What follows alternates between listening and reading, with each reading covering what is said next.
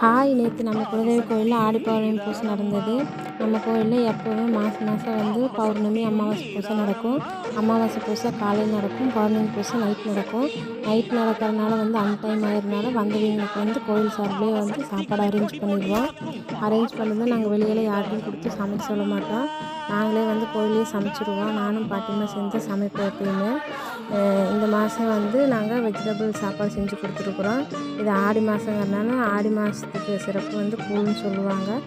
காய் சாப்பாடோடு சேர்த்து கூழும் செஞ்சுருக்குறோம். காய் சாப்பாடு தொட்டுக்கிறதுக்கு தக்காளி சட்னி சேர்த்து செஞ்சுருக்குறோம்.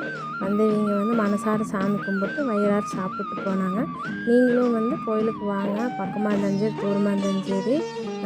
மாதம் பௌர்ணமி நைட் டைமில் அமாவாசை காலையில் டைமில் வந்து சாமி மனசார சாமி கும்பிட்டு வயிறார சாப்பிட்டு நீங்களும் போகலாம். வாங்க.